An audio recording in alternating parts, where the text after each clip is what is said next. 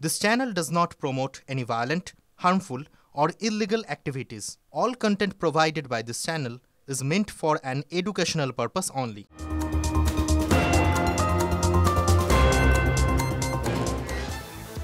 সুর চড়ালেও কর্মী আন্দোলনের প্রভাব এখনো পর্যন্ত নেই।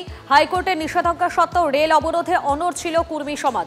নিজেদের স্বীকৃতির দাবিতে রেল টেকা আন্দোলনের ডাক দিয়েছিল। পুজোর মুখে অচলাবস্থার আশঙ্কা তৈরি হয় রেলপথে। পাল্টা রাজ্য পুলিশও জানিয়ে দেয় আদালতের নির্দেশ পালনের সর্বশক্তি দিয়ে অবরোধ রুখতে নামবে তারা।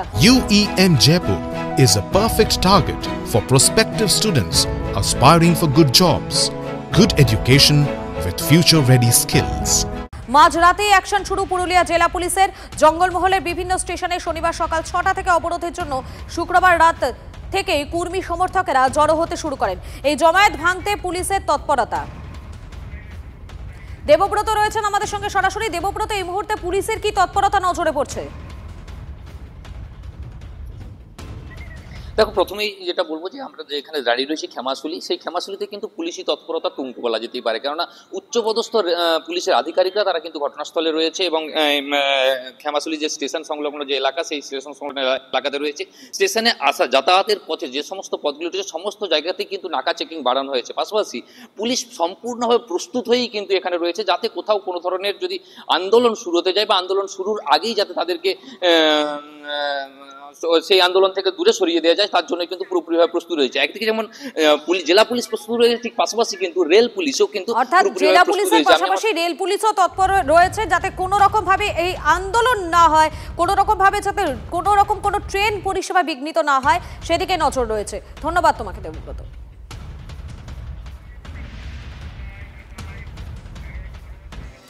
মন্ত্রী চন্দ্রনাথ সিনহার জামিন কি বহাল থাকবে? শুনানি 24 ঘন্টা আগে মুরারইতে হানা এনফোর্সমেন্ট ডিরেক্টরেটের। মন্ত্রী দাবি করেছিলেন সব আইন নাকি তার চাষ করে, তার সেই শৌখিন চাষির চাষাবাসের খাজনার গিয়ে একটা খোঁজ খবর শুরু করেছে এবার ইডির আধিকারিকেরা। সেই সন্ধানের আবহে বোলপুরে তৃণমূল বিধায়কের আরও এক চাঞ্চল্যকর তথ্য সামনে এসেছে। কি সেই তথ্য দেখুন। কালো টাকা সাদা করতে কেন্দ্রীয় প্রকল্প হাতিয়ার চন্দ্রনাথ সিনহার। 90 লক্ষ টাকা জরিমানা দিয়ে 2 কোটি টাকা সম্পত্তির হিসেব। একা চন্দ্রনাথের সিনহার বাড়িতেই চন্দ্রোদয় হয়েছে এরকম মনে করার কোনো কারণ নেই। কোনো কোনো জায়গায় সূর্যোদয় হয়েছে। মানুষ চাইছে সেই বাড়িগুলোতে ইডি পৌঁছক সেটাতে। কারামন্ত্রীর কারসাজির এক নতুন তথ্য উঠে এসেছে তদন্তকারীদের কাছে। 2016 সালে নোট বাতিলের সময় ইনকাম ডিক্লারেশন প্রকল্প নিয়েছিল কেন্দ্রীয় সরকার, যাতে ছিল রক্ষা কবচ।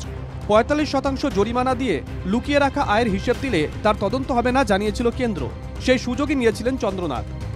মন্ত্রীর স্ত্রীর আয়কর রিটার্ন ঘেটে তদন্তকারী আধিকারিকরা জানতে পেরেছেন 2016 নভেম্বর ডিসেম্বরে 44,35,000 টাকা রাষ্ট্রায়ত্ত ব্যাংকের অ্যাকাউন্টে জমা করা হয়। কিন্তু সেই অ্যাকাউন্ট ঘেটে দেখা যায় আদতে মাত্র 60 লক্ষ টাকা জমা পড়েছিল জয়েন্ট অ্যাকাউন্টে। এই হিসেব আবার 2017-18 অর্থবর্ষে দেননি বোলপুরের তৃণমূল বিধায়ক। 2022-এ যখন নিয়োগ দুর্নীতি নিয়ে আদালতে মামলা গড়ায়, তখন পুরনো হিসেব দিয়েছিলেন চন্দ্রনাথ।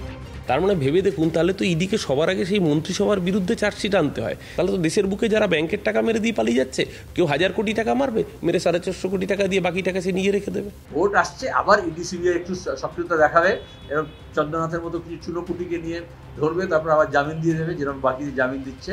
কিন্তু আসল কেলেঙ্কারির যারা মূল নায়ক কৃষি ভাইপত্তিকে কিছুতেই এগোচ্ছে না। কারামন্ত্রী ইডিকে দেওয়া বয়ানে দাবি করেন তার সব আয় সূত্রই কৃষিকাজ করে। বয়ানের সঙ্গে বাস্তবের মিল যাচাই করতে শুক্রবার বীরভূমে মুরারইয়ে যায় ইডি। সরকারি অফিসে গিয়ে কৃষি আধিকারিকদের জিজ্ঞাসাবাদ করেন তদন্তকারী আধিকারিকরা। সুজয় পাল ও হিমাদ্রি মণ্ডলের রিপোর্ট, TV9 বাংলা।